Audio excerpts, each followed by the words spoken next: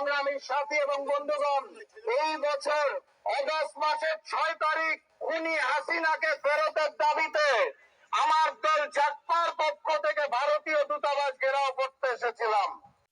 बदलता है रंग आसमान कैसे कैसे। भारत का दूतावास ढाका में, बांग्लादेश में, दावा बोला जाता है बांग्लादेशियों की जानब से।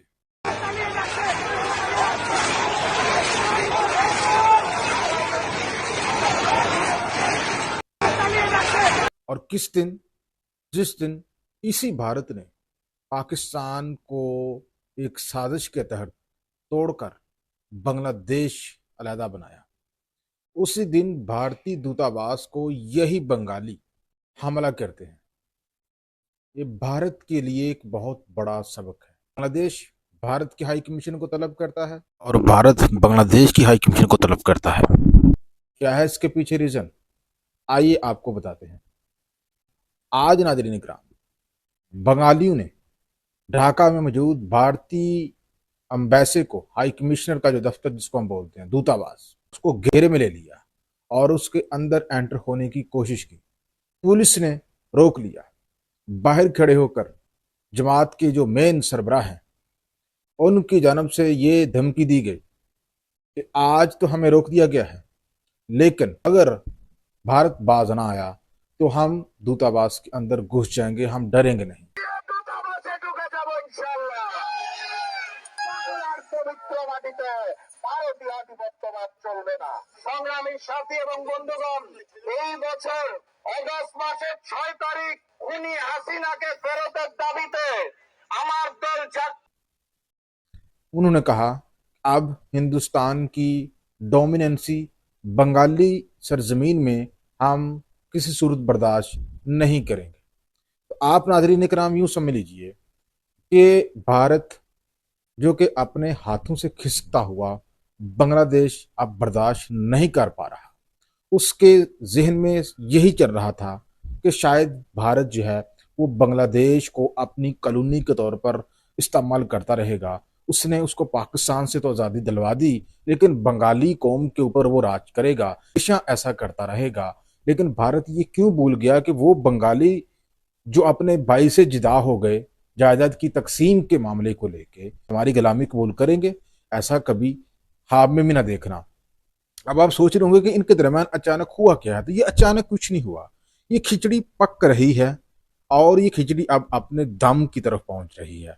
जैसे हसीना वाइज का कलैप्स हुआ, उसी दिन से ये खिचड़ी शुरू हो गई थी पकनी, और अब ये दम की तरफ पहुंच रही है, अपने कंक्लूजन की तरफ पहुंच रही है। दरअसल मामला ये है कि भारत को हमसाया ममालिक के अंदरूनी मामलात में मुदाखलत का जो एक शौक है वो ख़त्म होने का नाम नहीं ले रहा, और भारत बांग्लादेश को आज भी उसी नज़र से देखना चाहता है जिस नज़र से हसीना वाजिद के दौर में दिखता था। लेकिन अब भारत को बंगाली जो है वो घास नहीं डालते, वो कहते हैं भैया अपनी खून की कुर्बानी देकर हमने हसीना वाजिद से जान छुटाई है। डिक्टेटर जिसको वो बोलते हैं, उसके दौर में सारी सियासी जमातों को के ऊपर इलेक्शन लड़ने पर पाबंदी थी। इवन के जमात इस्लामी के जो बूढ़े बूढ़े रहनुमाओं के साथ जो उसने किया, इतना जुल्म हुआ बंगालियों के ऊपर, ये वो कह रहे हैं, बंगाली कह रहे हैं। तो भाई हमें अब उसका मजीद रूल नहीं चाहिए। हमने कुर्बानियां दी हैं, उससे जान छुटाई है। अब बांग्लादेश बढ़ रहा है साफ और शिफाफ इलेक्शन की जानब। फरवरी के मिड में वहां पर इलेक्शन स्केड्यूल है, तो भारत को ये चीजें हजम नहीं हो रही। अब भारत ने बांग्लादेश के अंदर जो है वो एक डिसरप्ट पैदा करना शुरू कर दिया है अपने कारिंदों के जरिए। एक नामी ग्रामी स्टूडेंट था, उसको सिर्फ इस वजह से वहां पर गोलियां मरवा दी गई हैं, सिर्फ उसने क्या किया था, उसका कसूर ये था कि उसने सेवन सिस्टर्स के हवाले से कोई एक पोस्ट लगाई थी सोशल मीडिया के ऊपर, जो कि भारत जो है वो बर्दाश्त ना कर सका। आल तो इसमें भारत ने तो उससे इनकार किया है, कुछ उसको लगने। तो पहली तो रीजन ये है कि भारत और बांग्लादेश के दरमियान जो बिगड़ते हुए तल्लुकात हैं, कि भारत की जो मुदाखलत है वो खत्म होने का नाम नहीं ले रही। और बंगालियों ने वार्निंग दे दी है, भाई दोबारा मुदाखलत करने की कोशिश की तो हम चले जाएंगे आपके एम्बेसी के अंदर, फिर न कहना। अब दूसरी अहम तरीन वजह यह है कि देखें जो हसीना वाजिद है उसको बांग्लादेश में सजा हो चुकी है। वो बांग्लादेश ने मतअद्दद मरतबा भारत को कहा है कि भाई इसको हमारे हवाले कर दो, ये बांग्लादेश में सजा याफ्ता है, तो इसको अब हमारा फर्ज बनता है कि मुजरम को हमारे हवाले कर दो।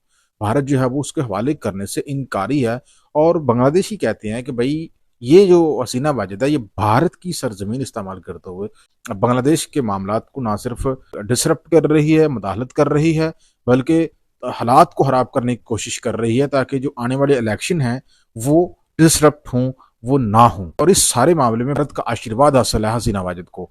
तो हसीना वाजिद के मामले से ही भारत और बांग्लादेश के दरमियान जो तनाव है वो बढ़ता हुआ दिखाई दे रहा है। और ये तनाव अभी इस हद तक चला गया है कि बांग्लादेशी आवाम जो है वो भारत के दूतावास को वहां पर घेरने की तैयारियां कर रही है।